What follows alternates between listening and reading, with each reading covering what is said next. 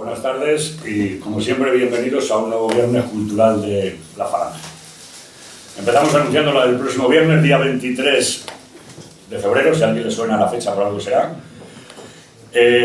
Vamos a tener una conferencia a cargo de Luis Felipe Utrera. Es hijo de don José Utrera Molina, el que fue ministro secretario general del Movimiento, gobernador civil de Ciudad Real, Burgos y Sevilla, así como su secretario del Ministerio de Trabajo y ministro de la Vivienda. Vendrá el hijo a hablar, entre otras cosas, de la época y de su padre, lógicamente. Bueno, hoy tenemos a Antonio Crespo Francés. Es coronel de infantería retirado, por la reserva. Es historiador, articulista en varias revistas iberoamericanas y de heráldica, y ha hecho trabajos, lo diré, vesilología. Yo no sabía lo que era, me ha dicho que es la ciencia del estudio de las banderas, los estandartes de la Casa Real. Es colaborador en varios programas, historiador, lógicamente, conferenciante, y es la segunda vez que tenemos la fortuna de tenerle aquí con nosotros. La primera fue hablando de Blas de Lezo, de la misma editorial, que tenemos aquí al editor, a Luis, y hoy ha traído solamente 4 o 5 libros.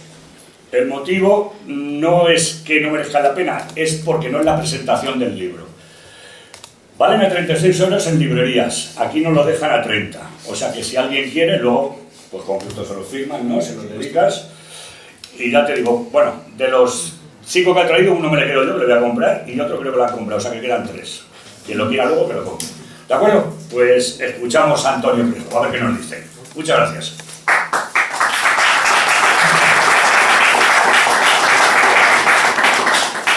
Muy buenas tardes. Ante todo, muchísimas gracias por su paciencia. Antes de empezar, yo no sé si se me oye así. Sí. ¿Se me oye ahí al final? Sí. ¿Me oye? Casi prefiero sin altavoz. Bueno, pues es una satisfacción para mí estar aquí después de aquella jornada que compartimos hablando sobre la figura de Blas de Lezo.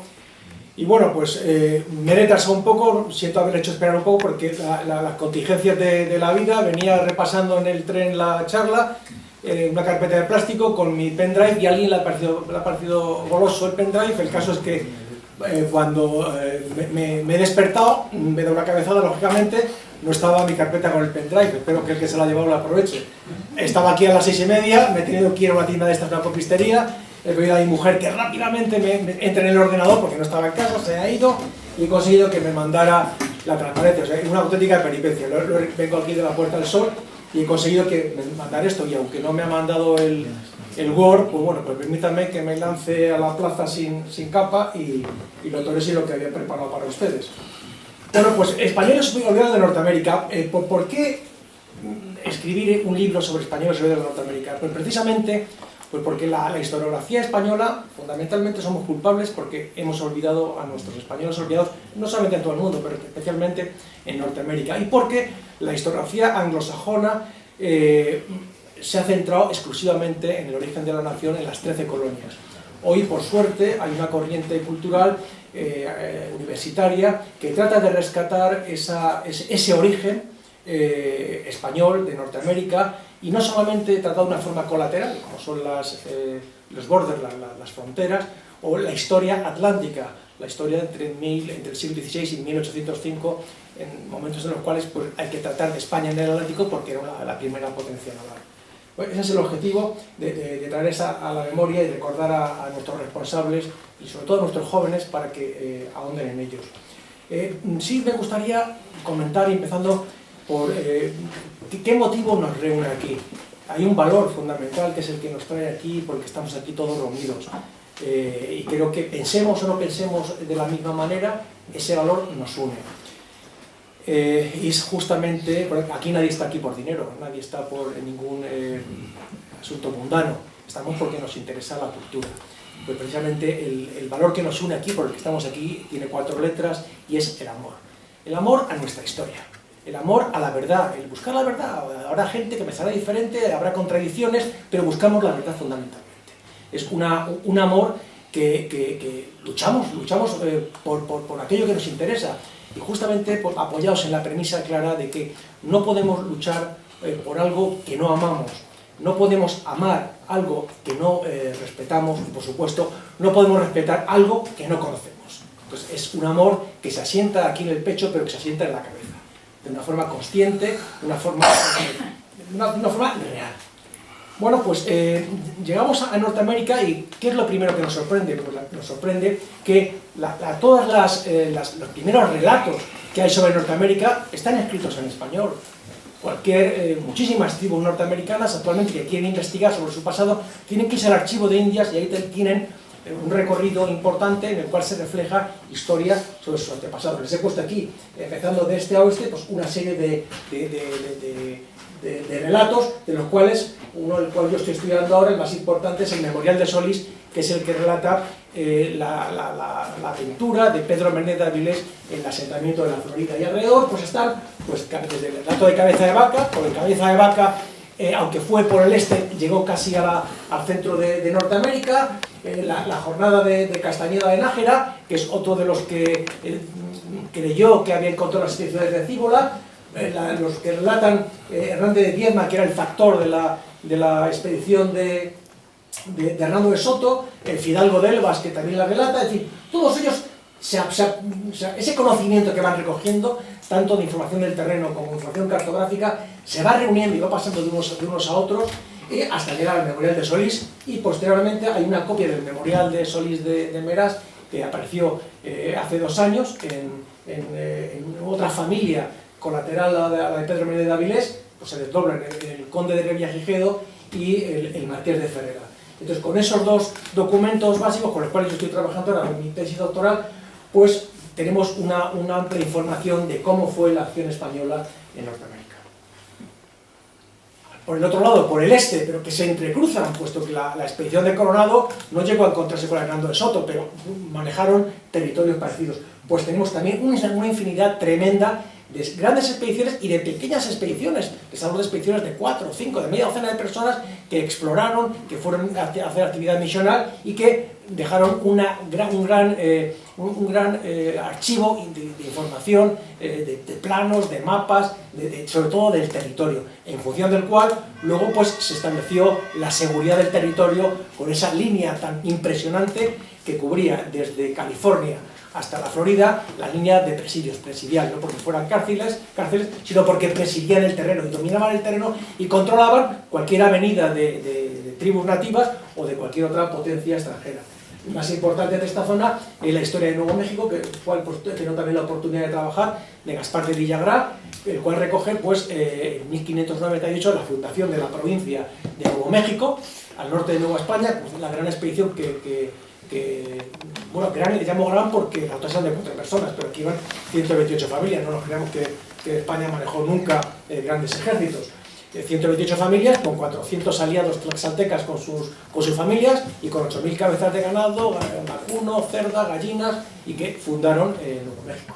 Y al cual hoy, pues bueno, pues esa gran oposición anglosajona pues se opone, y una escultura impresionante que se construyó de Juan Doñate en El Paso para conmemorar, pues no han permitido que se llame Juan Doñate, sino lo llaman de una forma elíptica el ecuestre, el jinete, porque Juan Doñate actuó sobre un poblado indígena al cual, bueno, pues iba con 128 familias, mandó a 6 hombres, entre ellos su sobrino, Vicente Zaldívar, y a los 6 hombres los tiraron y los mataron. Entonces este hombre, aislado, con 128 familias, rodeado de desconocidos, imagínense si no hubieran tomado ninguna medida, pues se los hubieran comido. Entonces él atacó el pueblo, lo tomó, y Gaspar de Villagrán, en un relato, reconoce la valentía de la defensa, pero al final lo pacificaron y se les acusa de que los españoles fueron muy brutales porque le cortaron el pie derecho a los guerreros, y realmente lo que se hizo pues es que les cortaron la punta de los dedos del pie. ¿Por qué? Eso les impedía correr, les impedía montar a caballo, pero no les impedía trabajar en el campo. Recuerden que en aquella época a los guerreros prisioneros, sobre todo arqueros, lo que se le cortaban eran los dedos índice o el dedo pulgar. ¿Qué ocurría cuando a un soldado le cortaban eso? Pues que automáticamente estaba sentenciado a muerte porque no podía trabajar en el campo. Los españoles no hicieron eso. Dentro de esa, podemos llamarle brutalidad de la época, los españoles no hicieron eso. Permitieron que ese hombre que había huido, que se había capturado, no podría correr, ni podría huir, ni podría combatir. pero sí podría vivir de la agricultura. Bueno, eso es una anécdota que les cuento, porque es que se acusa siempre de brutalidad, pero realmente España actuó bajo unas leyes que eran las leyes de Indias, que eso es de lo cual hablaré porque es la mayor herencia que hemos podido dejar en los Estados Unidos. Al hablar de ese momento, se habla de un periodo oscuro, de un periodo negro. Me opongo radicalmente a que ese periodo que va entre 1492 y 1622, que es la llegada de los peregrinos, o 1607, según nos fijemos en Jamestown o en Plymouth Rock, bueno, que sea un periodo oscuro. Eso en absoluto fue un periodo oscuro. España está en pleno apogeo cultural, es un momento en el cual pues, tenemos en la música a Tomás Luis de Victoria, ese gran músico, ese artífice de la música polifónica, que fue el modelo de Juan Sebastián Bach. Ni qué decir, tenemos a Cervantes, a Calderón, tenemos a Velázquez, a Quevedo, a López de Vega. Eso no podemos hablar, no puedo llamarle siglo oscuro. Europa se debate en una gran cantidad de conflictos bélicos. España tiene un espacio de interfronteras que no están unidos en los territorios mediante fronteras, sino por un camino, que es el camino español, y bueno, hay que invertir una serie de recursos para la defensa. Si tratamos solamente eso, hay una serie de conflictos, como sea la guerra de Flandes entre 1568 y 1648, tenemos la guerra con Inglaterra, la guerra de los 30 años, en fin, hay recursos económicos, hay que invertir, teniendo en cuenta que justamente antes de recibir la corona Felipe II, Carlos I pues había invertido todo el patrimonio de Castilla en obtener la corona imperial, lo cual le supuso embaucar pues toda la corona de Castilla se quedó pues empobrecida. ¿Qué ocurrió? Pues que Felipe II desde 1561 a 1575 tuvo que emitir brutalmente deuda pública. Esa deuda pública se fue acumulando hasta que se generó la bancarrota de 1575, que lógicamente esos soldados desnudos y muertos de hambre pues tuvieron que subir como fueron y protagonizaron el saqueo de Amberes. ¿Qué ocurre? Que la deuda que recoge Felipe II se la multiplica por 5 y se la pasa a Felipe III. Y de ahí ya, bueno, aquí le he puesto un poquito amarillo por las sucesivas bancarrotas hasta llegar ya a quiebra total en tiempo de Felipe II. Sobre esto, ¿a qué le quiero llevar? Pues que España tenía que realizar una gran inversión para unir, fíjense, solamente se han puesto los itinerarios europeos que había que mantener, pues desde Bilbao a Flandes, pues los famosos naves de las lanas, que iban hasta Flandes, y luego pues todos los itinerarios dentro de la península y en dirección hacia Italia. De aquí para allá estaba el enemigo, estaba el turco. Entonces, los itinerarios pues había que cubrirlos. Esos son los territorios que había, digamos que es la herencia envenenada de los Habsburgo, con una guerra permanente en las provincias del norte, en Flandes, los Países Bajos españoles, Luxemburgo, el Franco Condado, el Charolais, Milán y Nápoles, y eso había que mantenerlo, eso costaba dinero. ¿Qué traía consigo eso? Pues que cuando un adelantado que iba a América o al Pacífico firmaba el documento con el rey, había una serie de contraprestaciones, muchísimas veces tenía que partir con lo opuesto prácticamente, y en algunos casos servía como disculpa por enemigos, por envidiosos, para no dejarle salir porque había otro que estaba interesado en lograr el combate. El ejemplo es Pedro Menéndez, Juan Doñate, que desde que fue designado para ir al norte de Nueva España, pues pasaron 6 o 7 años, porque él no conseguía reclutar gente, había falta de personal, y otros que lo querían, y entonces la disculpa era, como no lo tienes todo, pues no sales. En el caso por el este, Pedro Menéndez Avilés salió con lo opuesto, invirtió, embaucó a amigos, familiares, que invirtieron dinero, y al final pues el hombre, a pesar de sus grandes victorias, murió en la absoluta ruina, y su hija, aunque no todos fueron contra la familia, pero su viuda y su hija sufrieron el embargo de bienes. Y de hecho, el segundo memorial de Ferrera que les he comentado, en 1619, no es ni más ni menos que una reunión de esos hechos de armas y de victorias de Pedro Menéndez para reclamar ante el rey, porque la viuda de la nieta descendiente, bueno, se perdió un barco en alta mar viniendo de América, y la casa de contratación fue contra la familia. Entonces no le quedó más remedio una copia del memorial, y voy a decir que es lo que hizo Pedro Menéndez, que es que la corona todavía está en deuda con nosotros y ni siquiera nos han dado a los descendientes el título que se nos prometió. Eso es algo importante que quiero subrayar. Muy importante, es un momento clave que son el Tratado de Alcasovas y el Tratado de Tordesillas. Por el primero, pues está la responsabilidad en el Atlántico, que es lo que le corresponde hacia arriba y hacia abajo a Portugal, y luego cuando se llega a América, pues rápidamente se fija ese meridiano de separación que, bueno, pues que unos tiraban en una dirección y otros tiraban a otra. Portugal, con unos grandes navegantes y cartógrafos, muy interesadamente, y ahora lo veremos, trató de estirarlo e introducir dos elementos claves dentro de su responsabilidad. Por un lado, el estrecho de Magallanes, y por otro lado, Terranova. ¿Por qué? Porque por esos dos lugares había un presumible paso hacia el Pacífico, y el objetivo de Portugal era que España no llegara al Pacífico a la tira de las especias. No solamente en el siglo XV y XVI, sino que ya hasta incluso en el siglo XVII seguían tirando. ¿Para qué? Porque ese mítico río de la Plata querían que cayera dentro de la responsabilidad de la España portuguesa. Por el norte pasaba exactamente lo mismo. Les pongo aquí este plano, no lo pueden ver, que yo sí se lo explico. Este es un mapa, fíjate, de 1502, 1501, posterior siguiente al de Juan de la Cosa. Portugal es un magnífico plano, no es simplemente un dibujo ornamental, en el cual hacen lo que yo les he hecho. Le he puesto aquí la ampliación, tira de Terranova y tira de aquí para bloquear y deja caer. Si el Colón, que no ha hecho todavía el cuarto viaje, críe las especias, bueno, pues que tire por aquí, por el centro, que puede que nunca encontrarían. 1501, fíjense, una cosa interesantísima. Esto es la península de la Florida. En 1513, cuando va Ponce de León a la Florida, se habla de la isla de la Florida. 1501, Portugal hace este mapa y dibuja la península de la Florida, lo cual confirma las expediciones secretas que hicieron los portugueses 1498-1499 y que demuestran que entraron perfectamente en el Golfo de México.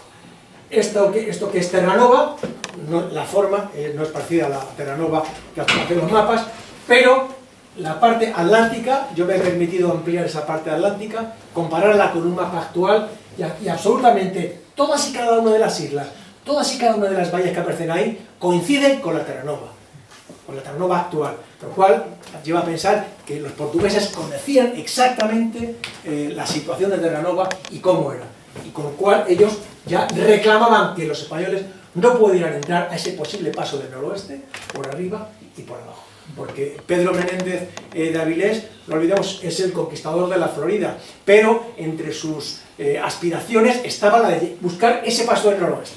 Porque justamente 1565, antes de empezar su cometido desde la Florida, viene alguien muy importante que acaba de venir del Pacífico, que es el padre Urdaneta.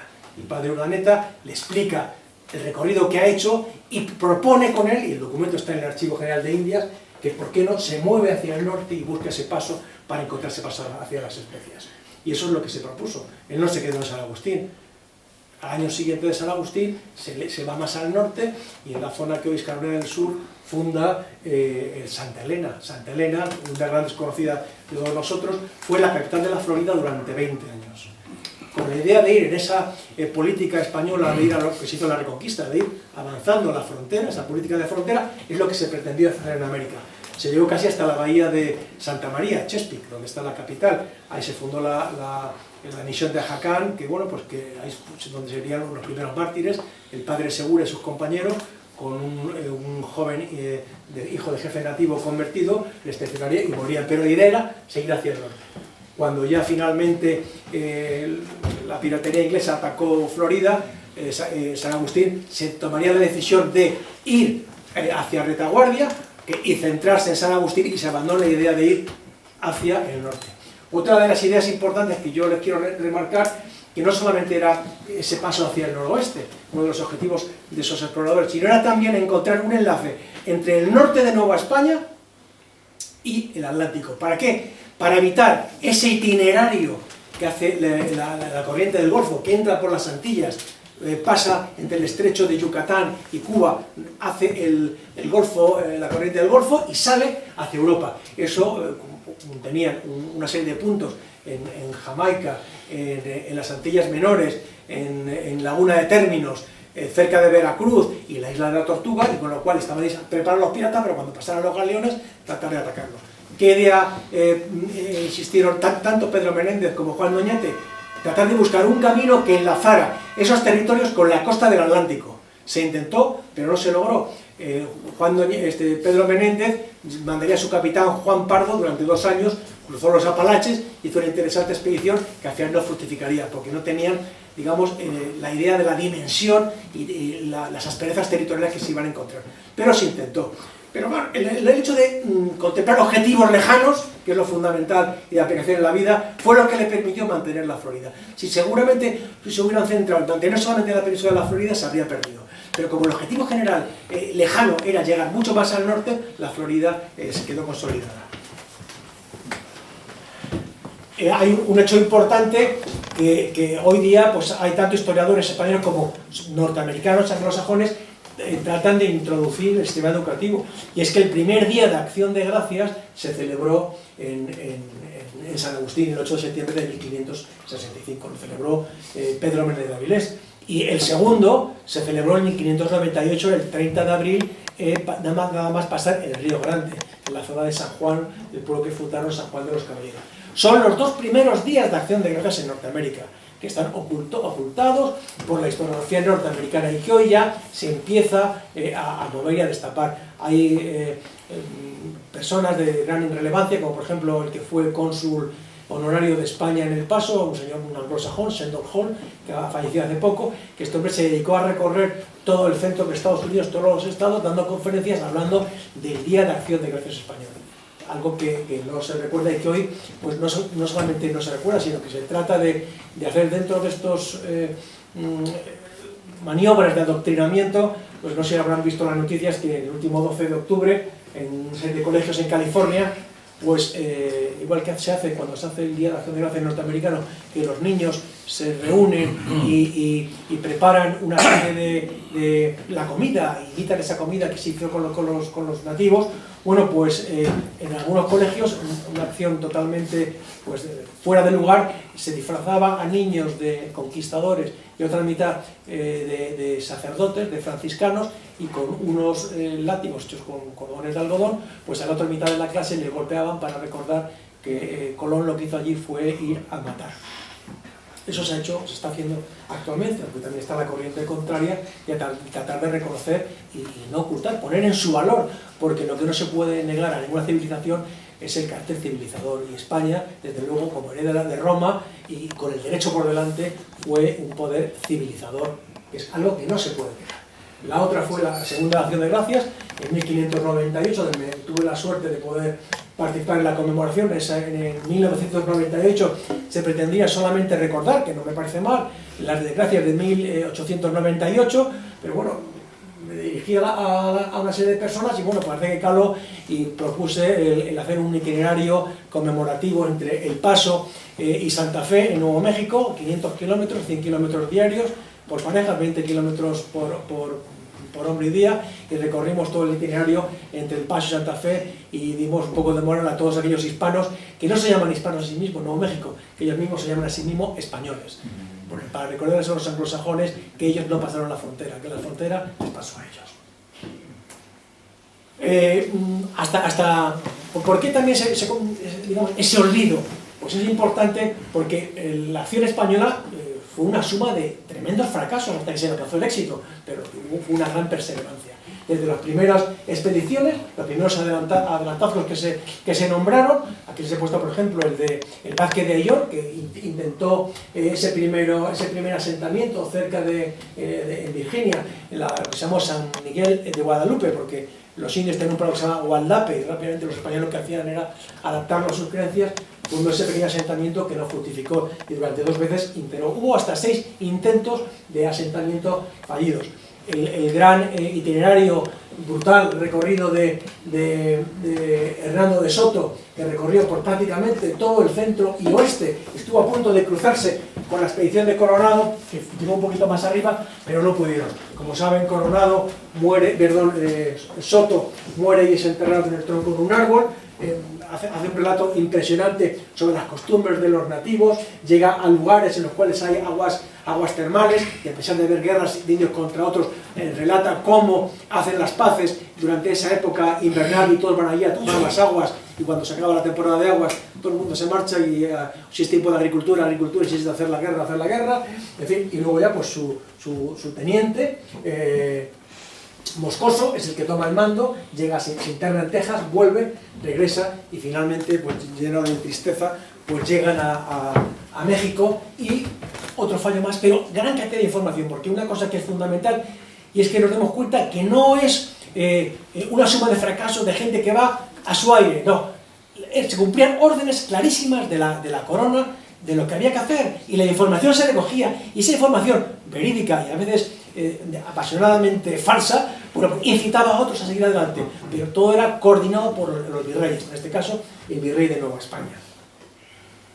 La siguiente expedición de la que trato es la expedición de Tristán de Luna y Arellano. Tristán de Luna y Arellano pues ya tenía una cierta experiencia, pero era una experiencia en el suroeste, porque él había sido teniente de la expedición de Coronado, y se encuentra con algo completamente diferente.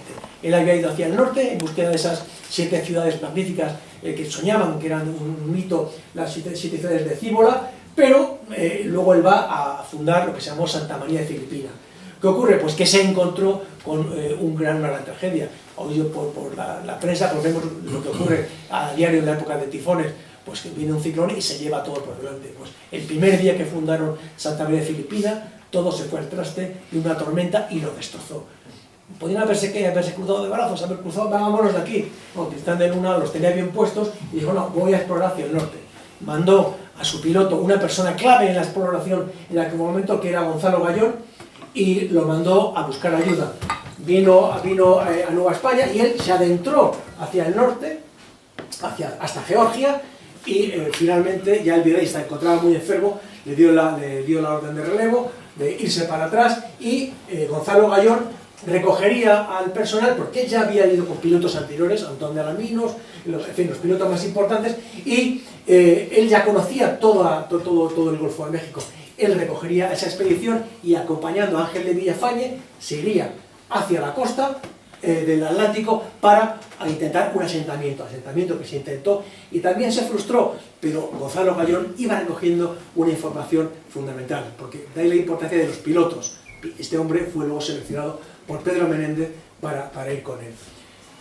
Importante, la idea que siempre he ido buscando y la voy encontrando continuamente, se encuentra en documentos de Pedro Menéndez, en documentos de Juan Doñate, de su sobrino Vicente de Zaldívar, es el ir a través de las llanuras de las vacas de Cíbola, poder ir hacia el Atlántico, para que toda la minería de Zacatecas pudiera tener una salida continental y de ahí salir hacia España, evitando esta corriente, ese flujo que era, aquí estaba por ahí la isla Tortuga, por aquí estaba Bluefields, en fin, por aquí se asentaba Jamaica, y era estar a la caza, que era lo que hacían franceses, ingleses y holandeses. Esta es ya finalmente al sexto intento, porque hubo también algún intento previo, que siempre existió la duda de ¿vamos con misioneros, con soldados, o no vamos con soldados? Parece que había una interferencia. Un hombre de aragonés, el padre Cárcer, lo intentó, y nada más desembarcar pues murió apaleado en la Florida y fracasó. Finalmente pues se le encargó a Pedro Menéndez, un hombre que había triunfado ya en el Atlántico, que había ido más de media docena de veces hacia Flandes, que sabía cómo eran las corrientes en el Atlántico, y Felipe II tuvo un gran acierto en nombrarlo, pero no lo nombró directamente. Eso fue una cosa que le trajo muchísimos problemas con la casa de contratación. El nombramiento era responsabilidad de los oficiales de la casa de contratación, eran los que elegían, y al haber sido elegido, eso le trajo una gran cantidad de contratiempos con el gobernador de Cuba en ese momento, y con los oficiales de la casa de contratación, que no hicieron más que ponerle la prueba, ponerle dificultades para que no cumpliera su misión. Y desde 1565 hasta 1568, que se le nombra gobernador, todo fueron sinsabores, dificultades. La gente se le moría de hambre en San Agustín, en Santa Lucía, algo más al sur, y no lograba obtener recursos, hasta que finalmente Pedro Menéndez se fue directamente al rey, se presentó ante el rey y le habló. Huelgo que antes de esto se le acusó de hacer tráfico ilegal de mercancías y estuvo en la cárcel 2 años antes de empezar su cometido, con su hermano Bartolomé. Fíjese que el problema, y habiendo perdido a su hijo Juan en el recorrido de regreso a España, hasta que al final Felipe II le dijo: vete a buscar a tu hijo, pero te vas como adelantado y te encargas de acometer a los franceses, que tenemos noticias que están yendo a asentarse. Los franceses, en 1562, Rigaud y Laudonnière, bueno, pues ya hacen un primer asentamiento aquí y como tienen necesidad, tienen problemas, van a Francia y se dedican a asaltar puestos aquí en las Islas Antillas, con lo cual ya se tiene conocimiento de que están y hay que montar una expedición para ver qué ocurre. Justamente antes de que Pedro Menéndez se entrevistara con el padre Urdaneta aquí, estaba en Manrique de Rojas con Gonzalo Gallón, que habían ido a hacer una expedición en 1565, justamente antes de la partida de Pedro Menéndez, para ver qué estaba ocurriendo, y se encuentran con un mojón que está dibujado por Debris, ese gran dibujante que nos puso a parir en sus publicaciones, y el mojón que el rey de Francia ordena poner en la zona. Y que creo que lo sacaba porque, buscando en el Archivo General de Indias, en la hoja de servicios de Gonzalo Gallón, cuenta cómo era el mojón, lo que encontró y que consiguió recuperarlo. Gonzalo Gallón, que había ido ya casi hasta la bahía de Santa María, se conocía perfectamente todo el itinerario. Entonces Pedro Menéndez le escogió para poder realizar esa expedición, y fue pues, una gran elección, puesto que le ayudó a buscar el sitio ideal para fundar San Agustín. Tenemos un gran amplio espectro de exploraciones, todas las que se hicieron por el este, más todas las que se hicieron por el oeste. Previo a Juan Doñate, pues tenemos pequeñas expediciones que eran, ya digo, de 4 o 5 personas, algunas ilegales, que acabaron en la cárcel, que es algo que es muy importante de reseñar. Tenían que tenerla para cruzar el Río Grande, esta frontera del norte, había que ir con autorización, nadie podía aventurarse ni a ir a buscar nada, ni a gente que saltaba para poder hacer esclavitud, para poder gente para esclavizarla, y eso estaba totalmente prohibido. Tenemos el caso de ese primer gobernador de Nueva Galicia, Nuño de Guzmán, que cuando fue denunciado volvió a España encadenado de cabeza a pies y murió esperando juicio en el castillo de Torrejón de Velasco. Con esto tiene que ir en el tema de la actuación bajo la ley y el orden. Es muy importante que a la vez que se hacían todas las expediciones terrestres, siempre había alguna expedición que se mandaba por mar para tratar de buscar un enlace. El enlace de la expedición de Coronado se mandó a Alarcón por el Golfo de California, ascendió por el río Colorado, no encontró a los expedicionarios, pero al llegar al cruce del río Gila, el sargento que estaba en retaguardia, el nombre, el sargento que dejó en retaguardia, Melchor Díaz, avanzó y llegó hasta el sitio donde había dejado el mensaje, encontró una vasija de barro y digamos que se establece de contacto.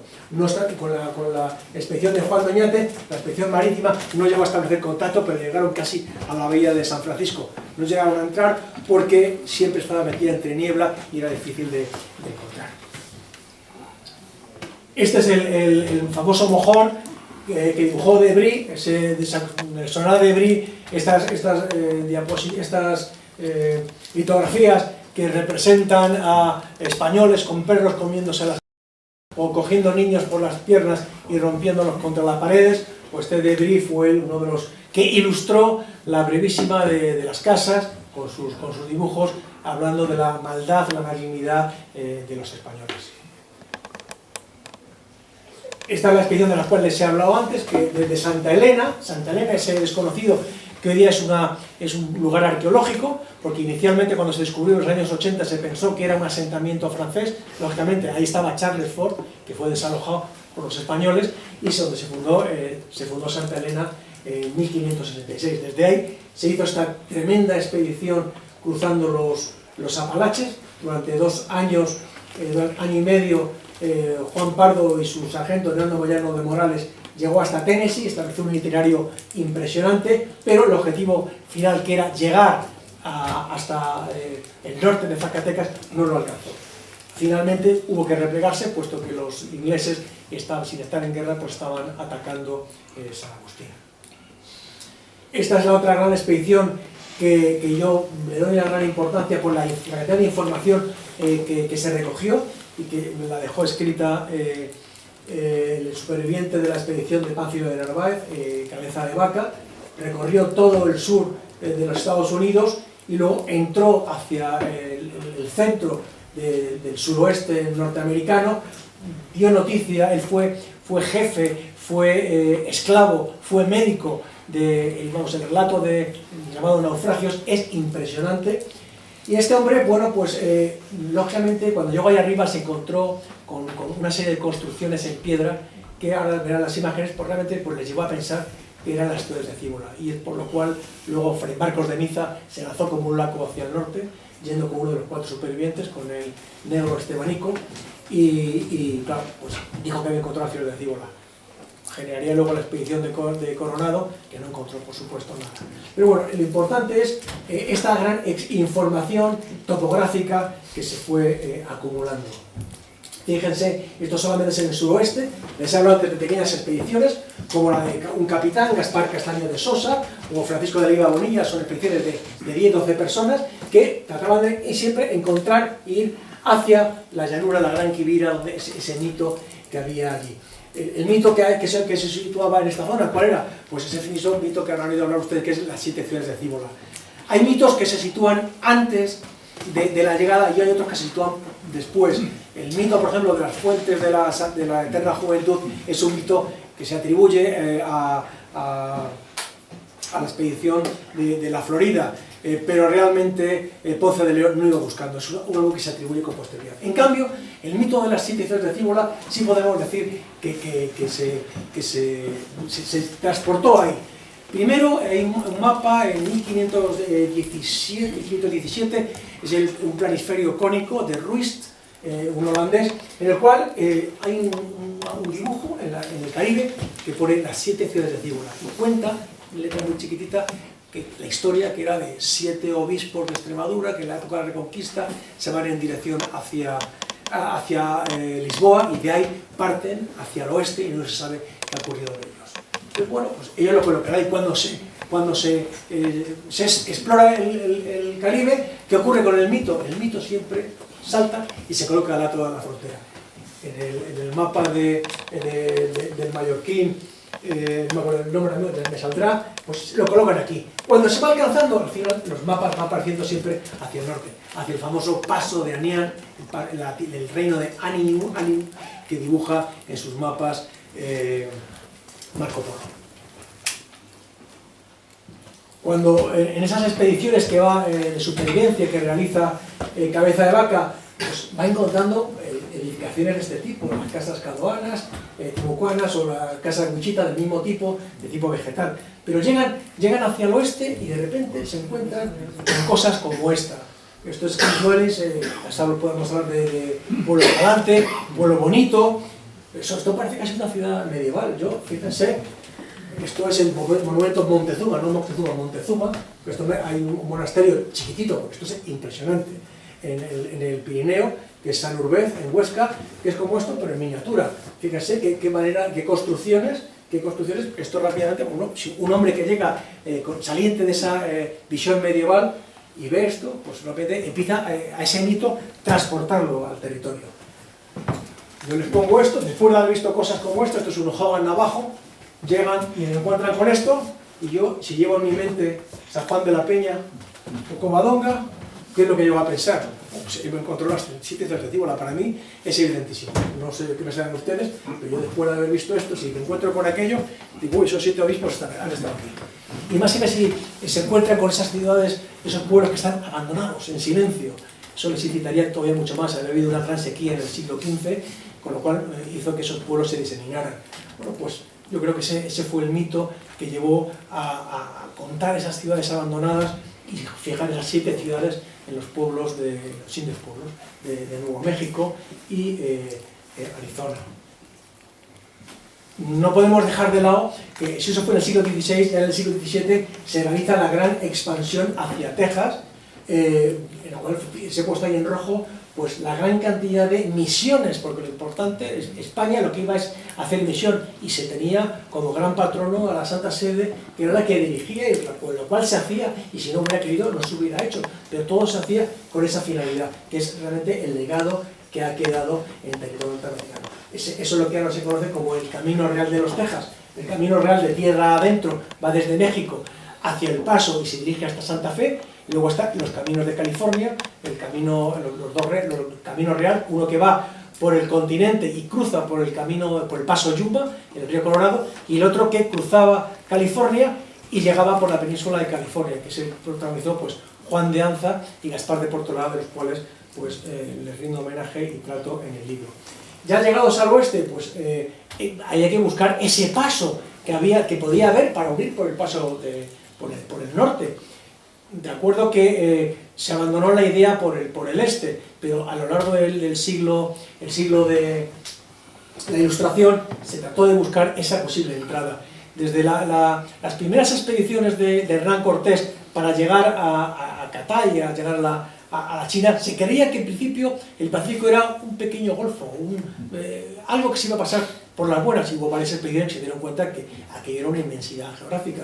Hubo una serie de expediciones y realmente no es hasta el siglo XVIII que se intenta llegar lo más al norte posible. ¿Por qué? Pues nuestro embajador en San Petersburgo empieza a informar que los rusos se pone en boga el mercado de las pieles de nutria y quieren llegar, que se funda la compañía, que es la compañía ruso-americana de California, que quiere llegar hasta California. Entonces hay una serie de lugares con unas grandes corrientes que se creía que podían llegar a la bahía de Hudson. En los mapas se ve, se deja un hueco, se dibuja California, se dibuja un hueco y se llega a la bahía de Hudson. Dan a entender que por ahí está el paso.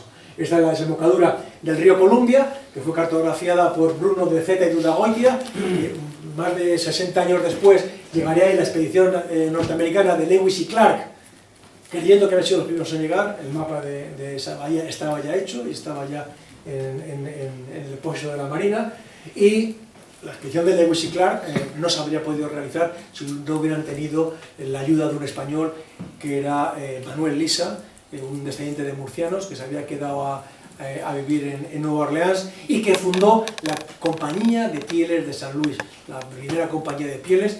Y él estaba casado con una indígena y actuaba de guía y conocía perfectamente todos los itinerarios a caballo del río Mississippi, y es lo que permitió que la expedición de Lewis y Clark, esa primera expedición norteamericana tan importante, llegara hasta un lugar ya conocido, que era la bahía de las Bocas de Aguilar, que ponen los mapas, que es la desembocadura del río Columbia. Llegó hasta allí y ya estaba cartografiado. Bueno, pues lo hizo también gracias a un español, gracias a Manuel Lisa.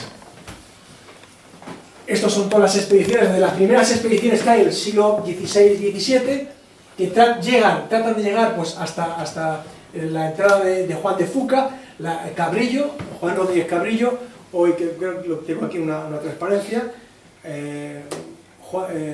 Antonio de Herrera Tordesillas, por cometer en su historia poner Juan Hernández Cabrillo, portugués. Bueno, pues alguien se creyó que Portugal fue allí, y hoy día pues tenemos una estatua en Punta Loma, en la bahía de San Diego, con las armas de Portugal, como si Portugal hubiera descubierto la bahía de San Diego. Ahora lo comentaremos más en detalle. Bueno, Vizcaíno fue el que por el mar trató de buscar el contacto con la expedición de Juan Doñate, que llegó hasta la bahía, pero no hubo contacto.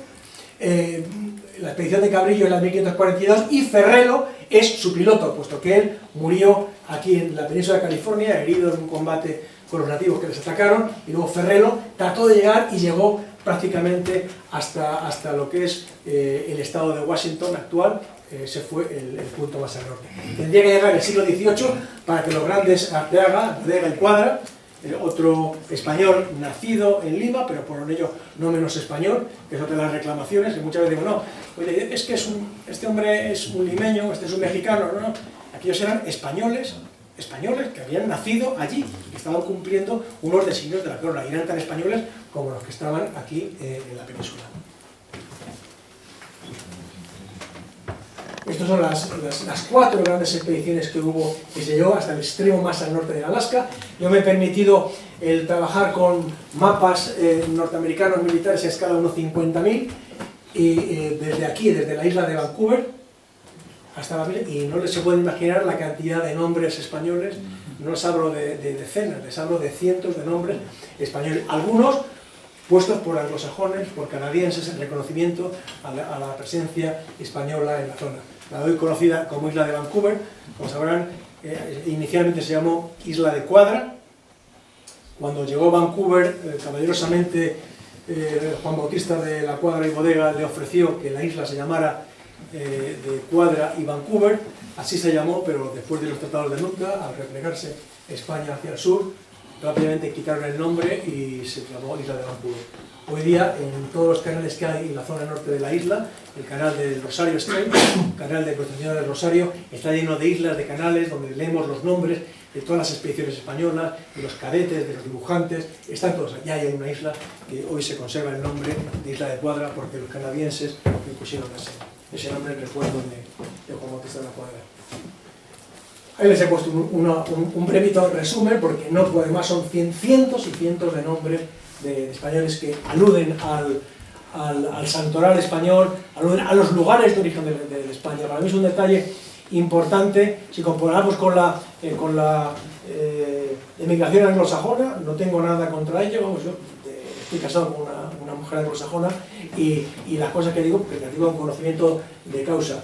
El gobierno de Estados Unidos hace unos años hizo una limpieza de nombres aquí, porque en la zona central, porque había nombres, pues realmente muchísimos eran irreverentes, falta de respeto, desde el punto de vista hoy de la política de género, bueno, pues son realmente pues blasfemos, en fin. Y te vas a la colonización española y bueno, pues están pues, todos los santos o los lugares. Encuentran nombres, Carrizoso, los nombres y dicen, bueno, este hombre era de Salamanca. Yo, por ejemplo, cuando iba caminando por Nuevo México, me pregunta un señor, ¿y esto que vemos aquí en el mapa le llamaban Malpey? ¿Esto es nombre español? Y digo, escríbemelo como se escribe.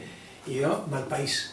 ¿Y dónde estaba? En una zona inmensamente con restos volcánicos. Y yo digo, pues mire, no solamente el decir dónde viene, decir además quién le puso el nombre. En el periodo de Juan Doñate iba la familia de la Vega, que era de Santa Cruz de Tenerife. Lo que hicieron fue trasladar lo que ellos veían en su territorio y llevarlo ahí. Lo que pasa es que ahí pues cabe 80 veces la isla de Tenerife, en esa zona. Pero bueno, que el Malpaís lo vio allí. Y es lo que uno se va encontrando, su tierra trasladada a esos puntos, porque era gente con una formación, habría de todo, pero gente con una formación y que trataba de trasladar sus creencias, su santoral y el lugar del cual provenía. No podemos olvidar otra aportación fundamental de España, que es a la independencia de los Estados Unidos. No solamente fue Francia, la actuación española fue fundamental. Sin ella no había sido posible la independencia de Estados Unidos en el momento en el que se alcanzó. Hay dos hechos claves, que son 1741 y 1781. 1741 es la derrota de la Armada inglesa frente a Cartagena de Indias, protagonizada por Blas de Lezo. Si en aquel momento no se queda desarrollada toda la Armada británica, automáticamente habrían entrado en cuña hacia el sur, habría caído el Virreinato del Perú, hoy se estaría hablando inglés desde Cartagena hasta Chile, y desde luego, de entrada, los virreinatos no hubieran podido tener apoyo mutuo y se hubieran perdido.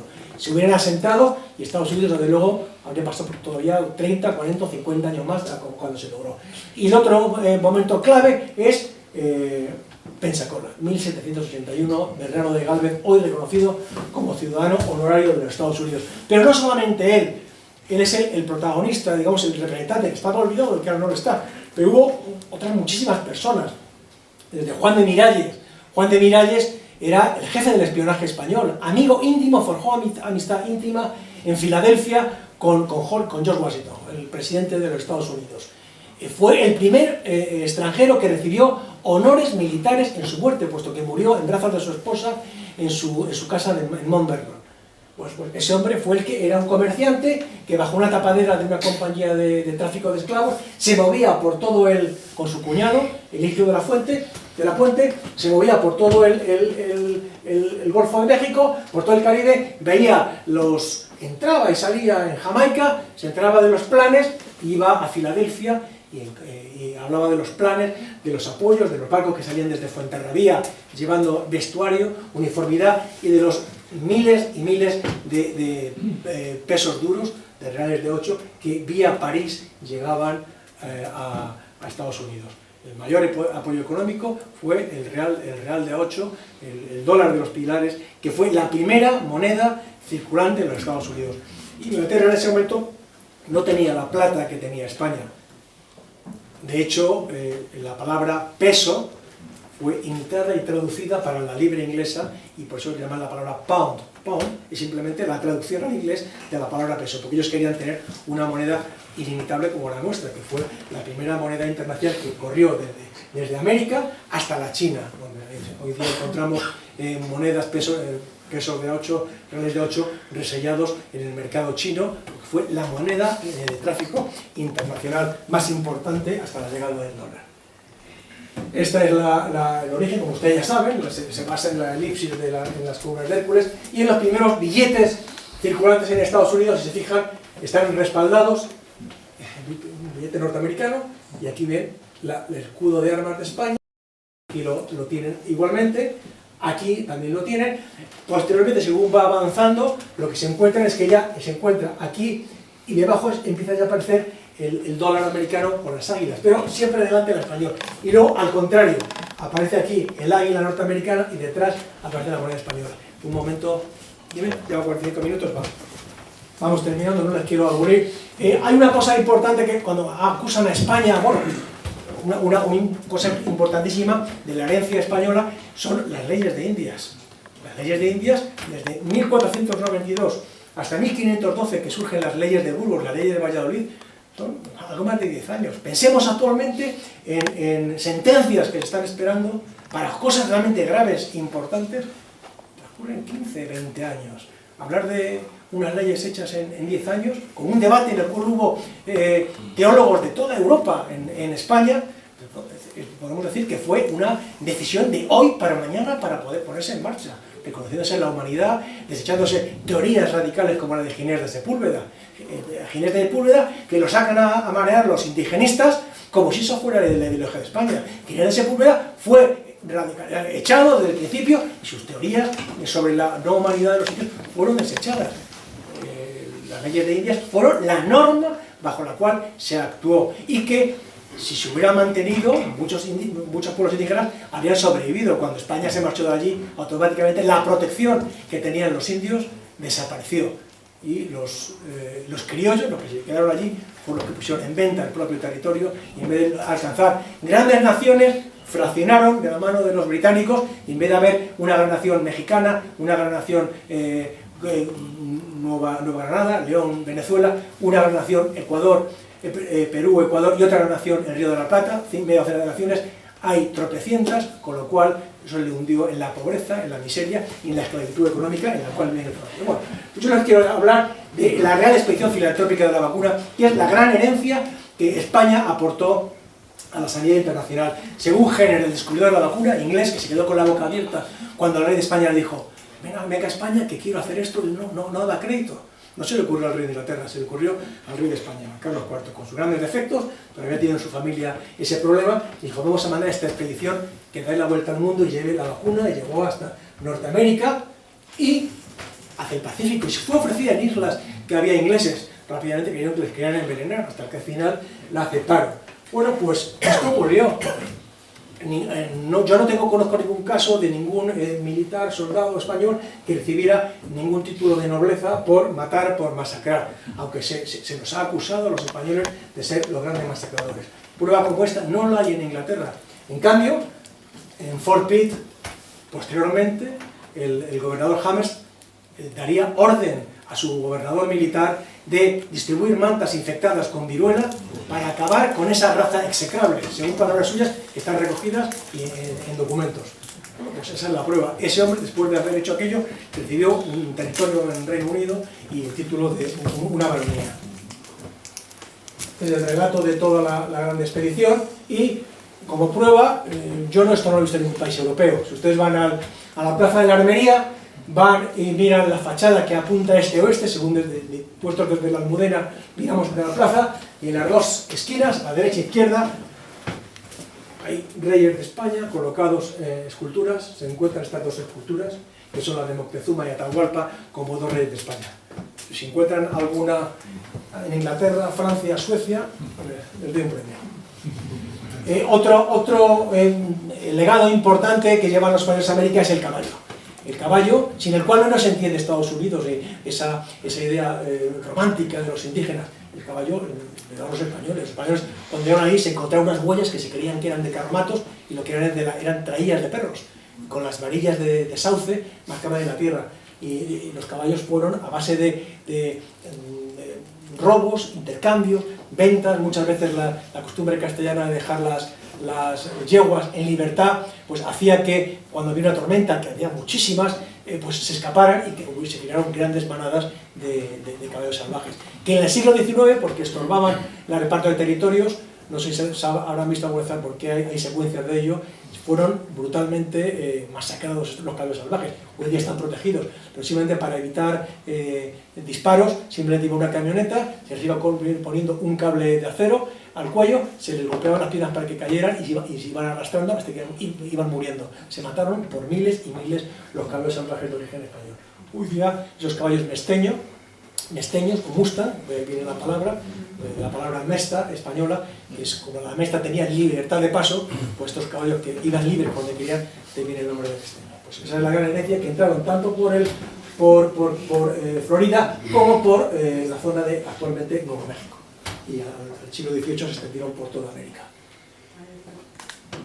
Yo aquí hago un pequeño tributo a la capa de colores, porque me encantan los caballos de colores, que es una capa española, y que en los 4 jinetes del Apocalipsis pues aparece aquí un caballo pinto, y que en los relatos, como el relato cuando va Regal Díaz del Castillo, habla de caballos overos, el relato que lo describe, pues realmente se está refiriendo a este tipo de caballos.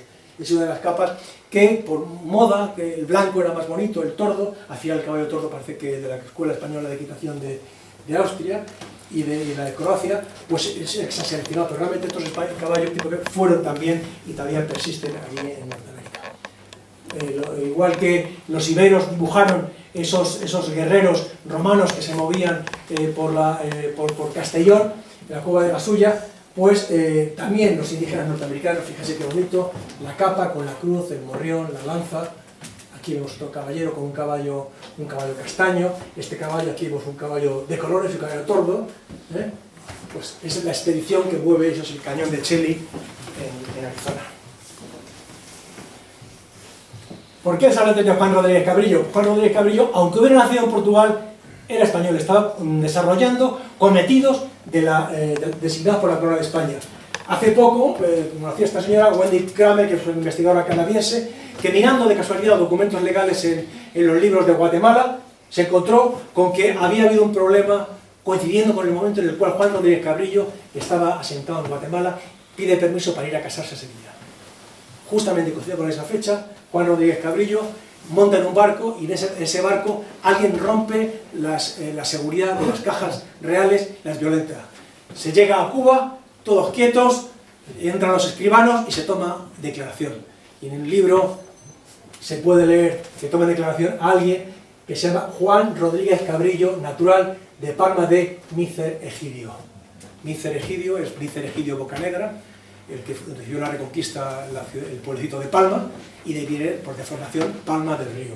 Bueno, pues este hombre era de Palma del Río, no era de Portugal. Aunque hubiera sido de Portugal, pero también hubo españoles nacidos en los Países Bajos, en Italia, y eran tan españoles como los demás. Pero y esto es lo que hay en la Bahía de San Diego, declarado como punto histórico, punto nacional, una magnífica escultura promovida por el cónsul de Portugal allí, el cual está Portugal, escrito en portugués abajo, como si Portugal hubiera descubierto la Bahía de San Diego. Esto se lo mandé en su día al embajador, al cónsul, no sé si alguien se preocupará de hacer algo. También me preguntan, ya terminando, qué personajes, si puedo cubrir en el libro todos los personajes que hubiera querido, pues la verdad es que no, tuve que cortar en un momento determinado, y hay dos personas concretas con las cuales me quedé primeros de la lista.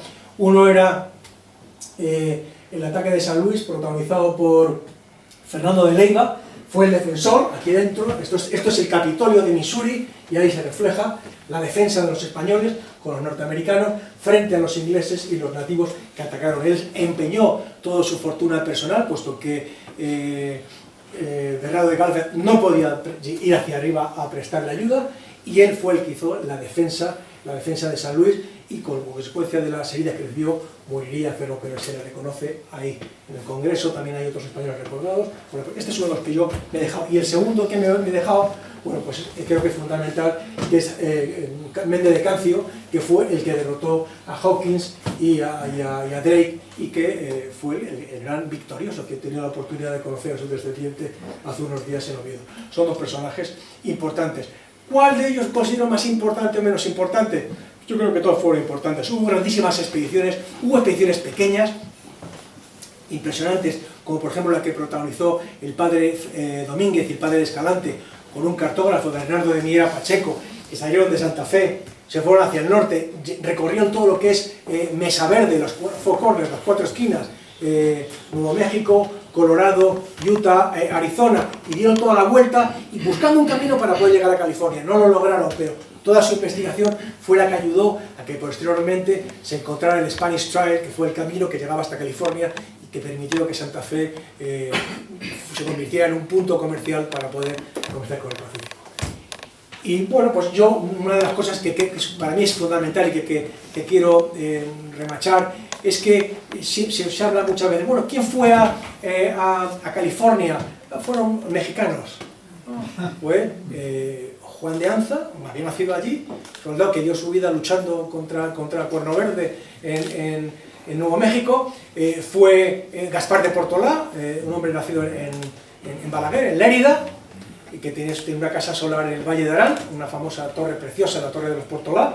Bueno, estos eran la gente que la mayoría había nacido ya allí, que eran tan españoles, no nacidos de mexicanos. Y ese es el grave error que se está cometiendo actualmente, igual cuando se contempla, como decía Julián Marías, el cuadro de las lanzas. Y los ¿quién es ahí? Justino de Nassau, pues es un extranjero, un español al servicio de... No, ahí está Ambrosio Spínola, era un español de Italia. Si levantara la cabeza a Ambrosio Spínola y le dijera, no, tú eres un italiano, pues le armaba, porque él alardeaba de que en su casa se hablaba español. Es todo gente nacida pues, en Perú, como nació de la Cuadra y Bodega, como Mociño, el cartógrafo de las expediciones del noroeste. Mociño era un botánico, había nacido allí, Olavide, muchísimos, todos ellos eran españoles del otro lado, hasta el pobre Estebanico, ese sirviente norteafricano que fue con cabeza de vaca, era norteafricano, pero no tan español como los demás. Hoy día la comunidad islámica de Nevada le pone como el primer musulmán de Norteamérica. Esos son los absurdos a lo que nos enfrentamos. En definitiva, lo que trato de sembrar con este libro es eso, es la inquietud que es lo más importante, porque sin inquietud no somos nada. Muchísimas gracias.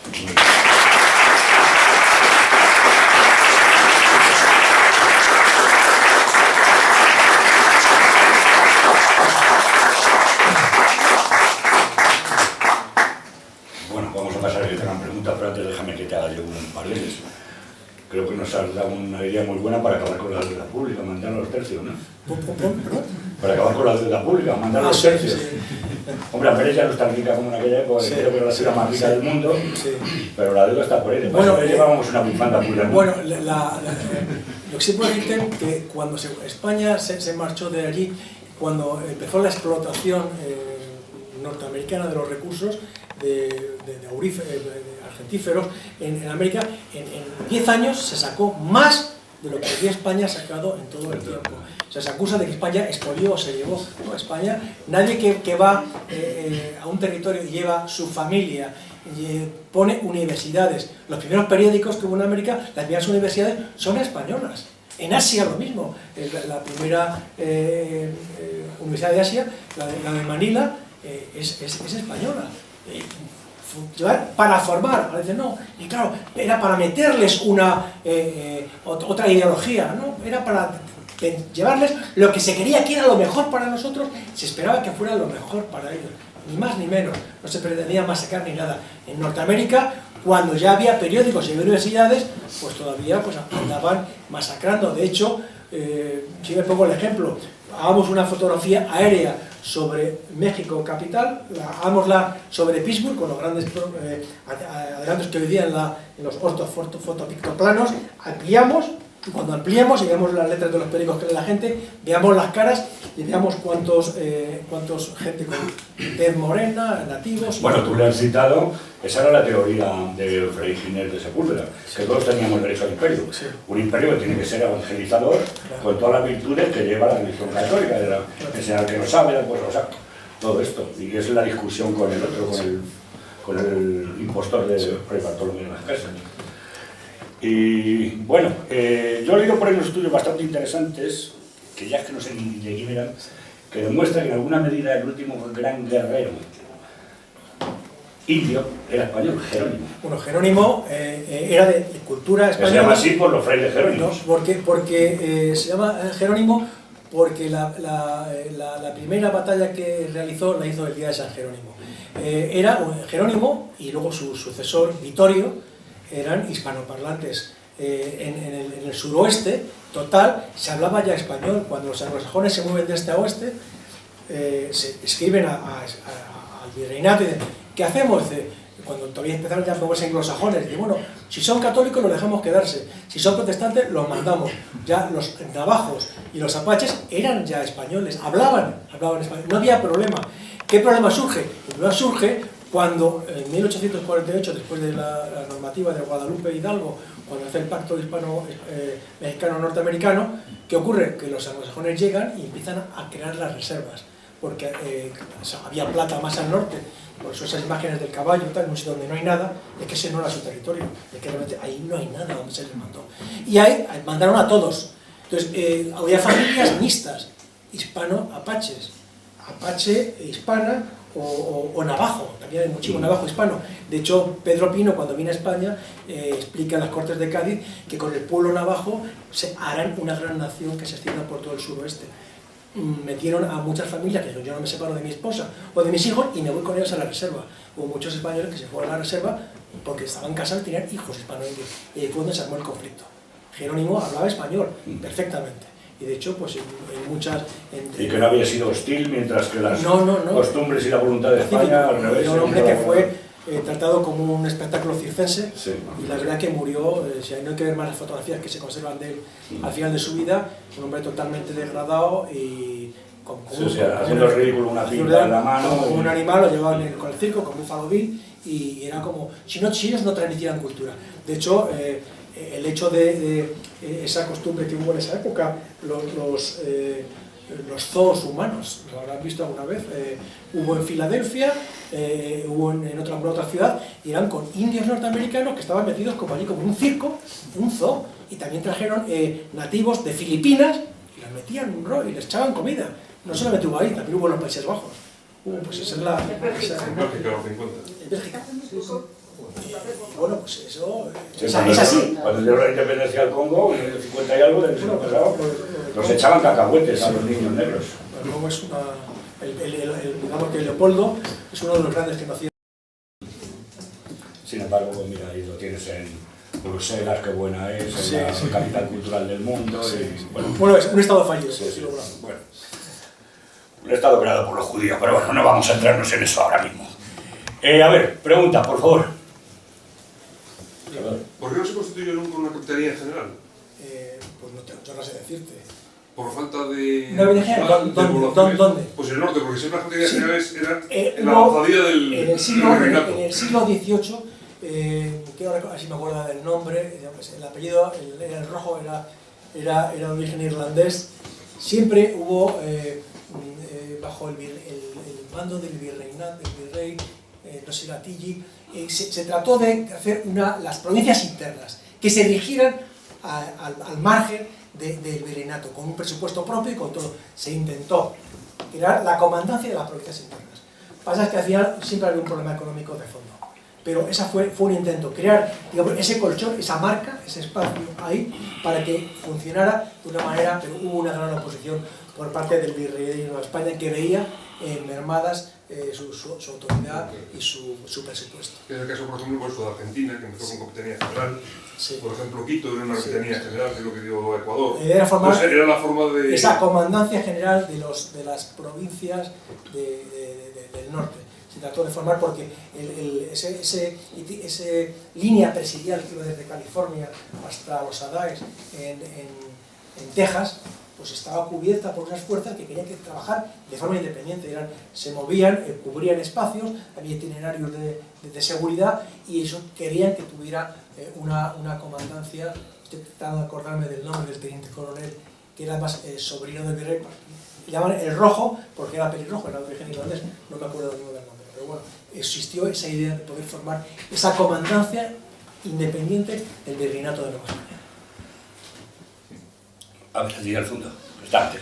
Sí, ya que habíamos navegado hasta Vancouver y más arriba, yo que viví un tiempo en Canadá, entonces buscando en una librería de un anglo-canadiense un año, encontré una pequeña joya, ¿no?, de los años 50, donde hablaba de expediciones, ¿no?, del siglo XVI y por ahí. Claro, eran casi todas franceses e ingleses. Sin embargo, descubrí que también Montreal y toda esa zona pues había sido cartografiada y descubierta antes por españoles, creo que eran vascos, que llegaron allí, se pegaron de frío, negociaron con los indios, dijeron que allí hacía mucho frío, que solo había bacalao y madera y que con eso no se hacía nada.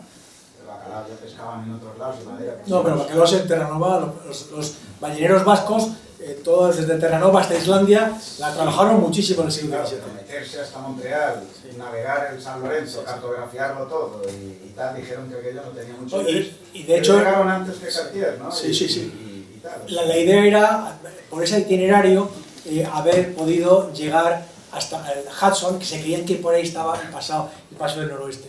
Lo que ocurre es que entre el siglo XVI, siglo XVIII, es lo que en climatología se conoce como la pequeña edad de hielo. Cartier, en mi trabajo de tesis, he enumerado pues, las 15, 16, 17 expediciones hasta Amundsen, que todas fueron cayendo una detrás de otra, porque la entrada al este de la bahía de Baffin, entre Groenlandia y la isla de Baffin, y entrando a la bahía de San Lorenzo hacia el norte, por la tierra de Nunavut, estaba completamente bloqueado por los hielos, era imposible. De hecho, Islandia estaba unida muchos inviernos con la gran maquisa polar. Ahí murieron muchos balleneros que se quedaban aislados. ¿No fue esa expedición también, creo, ¿no?, que al ver que no había nada así de provecho directo, se les ocurrió llevarse unos indios también, a ver qué hacían con ellos, ¿no? Y al traérselos para acá, me parece, o no sé si alguno de los virreinatos, les echaron una bronca de narices, ¿no?, y que los devolvieran, ¿no? No, bueno, se trajo de la zona, por ejemplo, de la bahía de Santa María, Chesapeake, de ahí se trajo, la idea era traer jóvenes para llevarlos a colegios, instruirlos y luego devolverlos. El caso era de Paquinino, el hijo de un jefe indio en la zona de Jacán, que se llevó a Nueva España y fue apadrinado su bautismo por el virrey y se le bautizó como Don Luis de Velasco.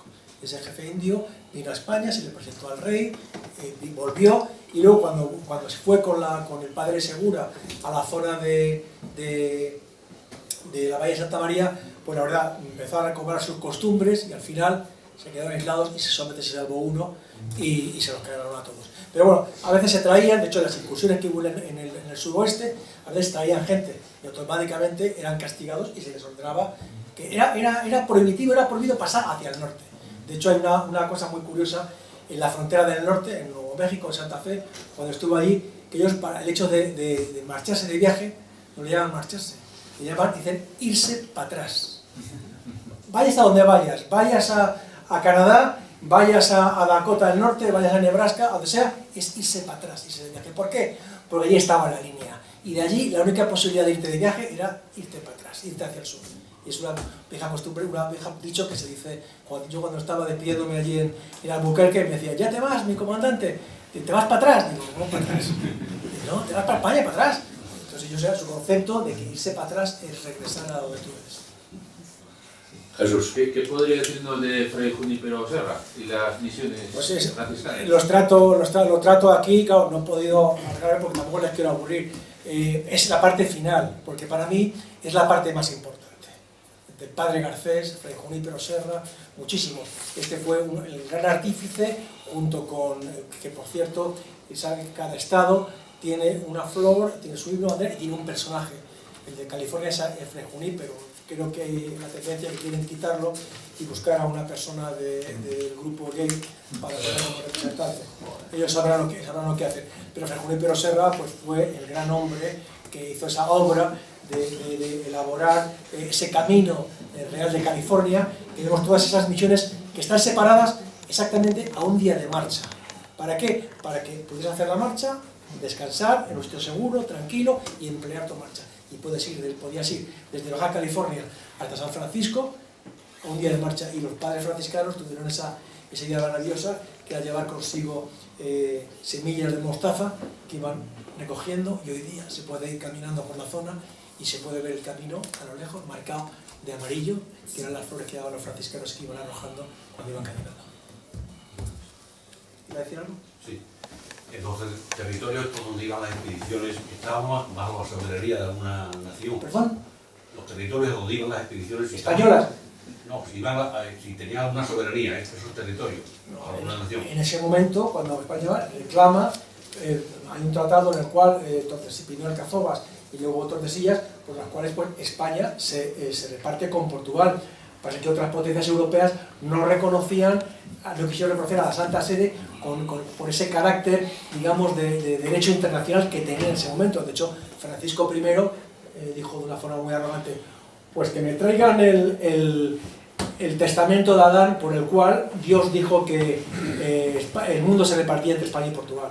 Y entonces, bueno, ellos tenían sus conflictos religiosos en Francia, y lo que hicieron fue Gaspar de Coligny, que había sido prisionero de los españoles y que les tenía un gran odio, dijo, pues esta es la mía, y fue por lo que mandó la expedición de Jean Ribault a la Florida para que los hugonotes se quedaran allí. Recuerden que en el siglo XIX, desde un punto de vista muy romántico, se elevó a la categoría de héroes a los hugonotes, a aquellos franceses que fueron a América. Esos hugonotes, esos calvinistas, en el siglo XVI, de la mano de los mendigos del mar, en el canal de la Mancha, llevaban todos una medalla al cuello en forma de media luna en la que decía antes turcos que papistas. Y eso están las naves holandesas que ondeaban la bandera de Turquía. Yo espero que quería hacer un artículo que se llama Cuidado con lo que sueñas. Espero que ese sueño que tenían en su momento no se cumpla ahora, porque van camino de ser la primera república islámica europea.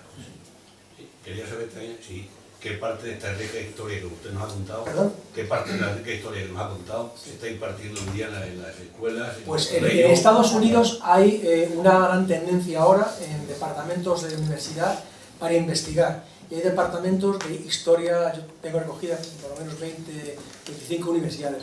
Lo que ocurre que en algunas hay departamento de cultura latinoamericana.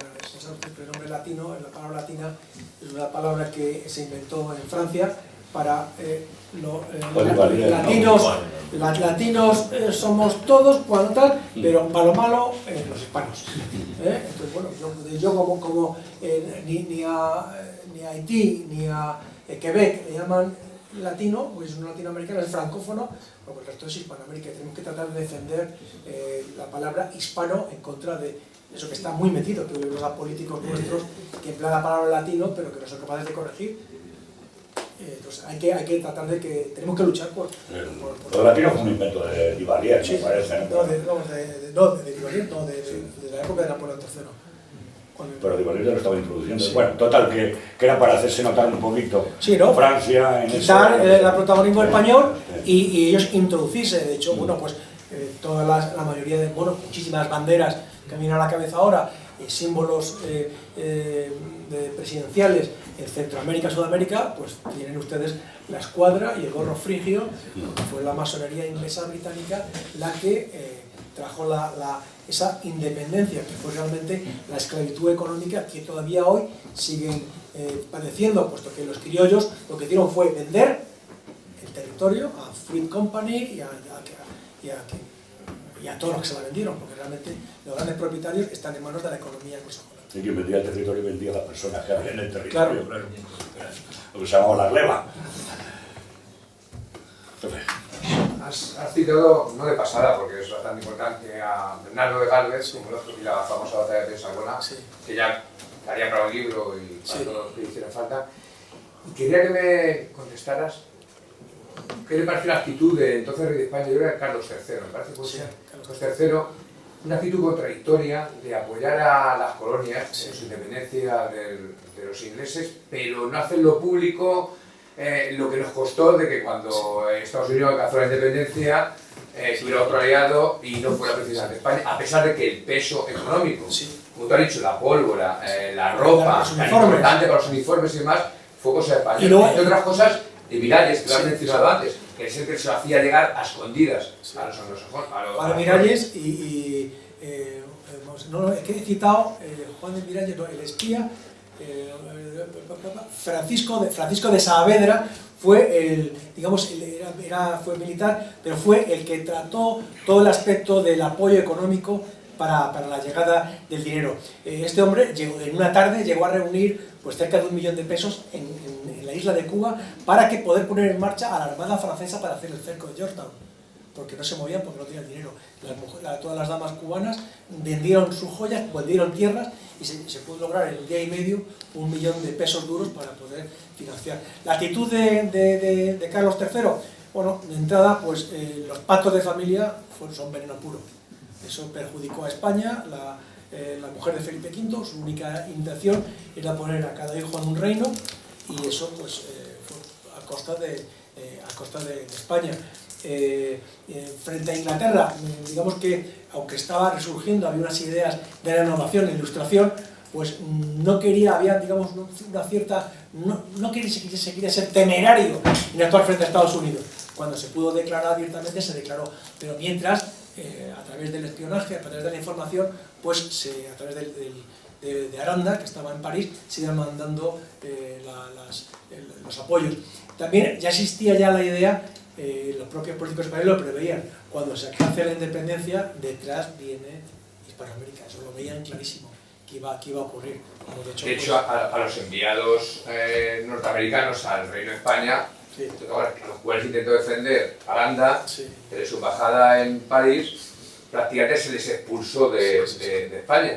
Prácticamente no se les dejó entrar y de mala manera. Y que no llegaran hasta el para que no se supiera en Inglaterra, porque igual que había espías españoles en Inglaterra, también había espías aquí, y entonces lo que no se quería que se destacaran en varios frentes. John Jay pues llegó creo que estuvo en Aranjuez, y estos grandes diseñadores, urbanistas, los conocen a Aranjuez, esas 3 avenidas que hay, la calle de la Reina, la calle del Príncipe y la calle Infantas, se enamoraron de ellas y dijeron, este tipo de avenidas grandes las vamos a hacer en Estados Unidos. Esas grandes calles, o son la calle del Rey, la calle de las Infantas y la calle del Príncipe en Aranjuez, las que trataron de copiar en Estados Unidos por esa gran dimensión que hoy día se nos hace pequeñas, pero son casi como el paseo de la Castellana.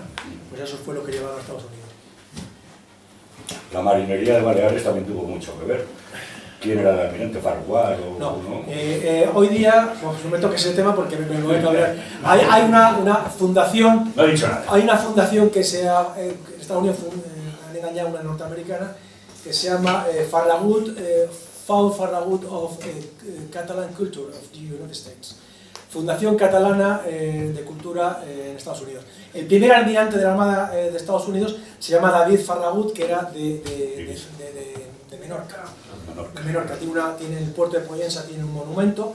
Este hombre, su padre, navegó con los comerciantes españoles en el Caribe, y este hombre se quedó en Estados Unidos, como la familia Lisa, como muchos otros. Y este hombre no es catalán, vamos, de hecho, ustedes realmente han hablado sobre el tema. Ni la lengua catalana tiene que ver, ni dio la lengua catalana en Cataluña, a Valencia, ni se la dio a Mallorca. Si acaso, al contrario. Entonces, se ha creado esta fundación que con dinero público español pues se dedica a difundir lo que llaman la cultura catalana, como si fuera algo diferente y no fuera parte de la cultura española en los Estados Unidos. Yo pues he tenido algunos escritos que he mandado a esta fundación que no me ha contestado, porque realmente pues es un timo, un engañabobos, que se dedica a sacar dinero a otros norteamericanos pues para fundamentalmente la ruptura de España de Estados Unidos, alimentarla. Esa fundación, y se han apropiado de ese nombre. En Mallorca están horrorizados y cabreados algunas personas con el tema de apropiarse con el nombre de Farragut. Farragut fue un nombre menorquí. Bueno, hace falta que les recuerde que cuando el rey de Aragón conquista Baleares y conquista Valencia, lo hace 30 años antes que se firmara el Tratado de Corbeil. El Tratado de Corbeil es el cual Jaime I con el rey de Francia hacen un pacto, dicen, lo que está al norte de los Pirineos, o casi todo, me lo quedo yo, lo que está al sur de los Pirineos, te lo quedas tú, que eran los condados catalanes, que eran condados, pero que la palabra Cataluña no existe hasta muy posteriormente. Entonces se intercambian. De hecho, para ir de Barcelona, que era un patronazgo familiar del rey de Aragón, para ir a Zaragoza, iba por territorio francés. Y los catalanes tomaron Valencia, que era un reino, antes de que existiera Cataluña, ni tomaron Mallorca. Mallorca era un reino donde se hablaba el romance, un romance valenciano y romance. De hecho, cuando Dante quiere escribir la Divina Comedia, dice, ojalá pudiera haber sabido y escribirla en la valenciana alemana. En Valencia, los autores que Jules, todos los que ahora se apropian como catalanes, no son valencianos. Existe la lengua valenciana, y cuando Jaime I entra en Valencia, dice, hay que escribir en la lengua valenciana para que la gente entienda las nuevas leyes. Ya saben, el archivero Bofarul, en el siglo XIX, empieza a poner nombres catalanes en el libro de repartimiento de Valencia. Hay un estudio del Instituto Cervantes que dice que el conquistador, antes de poner un poquito de orden en la ciudad condal, que por visto es un cachondeo, se pasa por Jaca, redactar los fueros de Jaca. Yo diría cualquier catalán parlante se entendería. Estamos hablando de lo que se hablaba en Zaragoza. Luego va a Cataluña y tiene que cambiar 300 vocablos, que es prácticamente un idioma, para que se enterara la gente. Por lo tanto, no entendían allí lo que era el catalán, que en realidad era el aragonés, que en realidad se entendía con el castellano sin intérpretes. O sea, que a lo mejor están hablando el castellano en Cataluña. Eso daría para otra charla, pero los que eran los condados catalanes, entre ellos, no tenían ni unidad política, entonces no había ni unidad lingüística. Entonces, se entendían en qué idioma se entendían en latín. ¿Y cuál era la otra lengua franca que se hablaba durante la Edad Media en lo que es Cataluña hoy? Era el castellano. De hecho, en 1597 hay una gran revuelta en Gerona porque la gente quiere oír la misa en castellano, no la quiere oír en latín. El castellano de Fray Gonzalo de Berceo, no el de ahora. Bueno, en fin, esas cosas son cosas que no se difunden, pero que están ahí. Entonces, bueno, pues... Sí, el Instituto Cervantes lo ha difundido, está ese algo. Bueno, nos vale que Pompeu Fabra, cuando unifica el catalán, lo que hace es intentar buscar la fórmula más diferente al castellano y después llenarla todo de galicismos. Buscan de franceses, la pronunciación la hace mucho más cerrada. De hecho, yo tengo un libro que es, me gusta mucho la onomástica, Origen de los apellidos, y pone, en 1868, Origen de los apellidos lemosines, los orígenes de los apellidos catalanes, porque era el lemosín, la lengua que hablaban. Entonces miras todos los apellidos, tienes el origen, y la palabra el idioma catalán se inventa a finales del siglo XIX. Cuando se habla la lengua catalana, antes no hay ningún documento. Y sobre Cataluña, Cataluña tiene su unidad política con Carlos I de España y V de Alemania, cuando unifica a todos los condados y nombra un virrey, el virrey Cardona. Hasta el momento eran condados que iban cada uno por su cuenta y que para entenderse escribían sus normativas en latín. Habría que recordar que el Pompeyo, como se llamaba, Pompeyo Fabra, un impostor, además de masón, obviamente, lo que hacía era política, porque no era lingüista ni nada, como pueda pensar mucha gente. Era impostor que se dedicó a hacer política y no otra cosa. El que sí hacía lingüística era un cura, como siempre, el señor Alcover y Moll, que tiene un diccionario fabuloso, ahora colgado gratis online, y ese sí es el verdadero catalán, donde están pues, todas las acepciones sociológicas de todas las variedades de todos los reinos y todas las variantes auténticas catalanas, y no esas que se alejan artificialmente del castellano o que copian un pseudo francés para colgarse medallas y hacer ver que son muy diferentes o que vienen de Marte o que no se sabe dónde, ¿no? Por cierto, soy catalán y es que me cabrea el asunto. La verdad lo primero, ¿no? El país no se olvida de Norteamérica, que es a lo que hemos hablado aquí. A ver quién más. ¿Cerramos ya? Bueno, pues muchas gracias. Gracias a vosotros. José Antonio.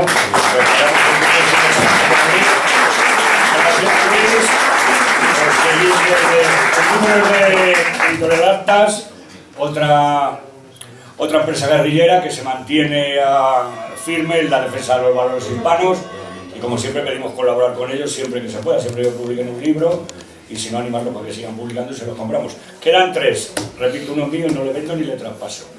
Si queréis comprarlo, a 30 euros. Muchas gracias y nos vemos el viernes que viene con el hijo de José Utrera Molina.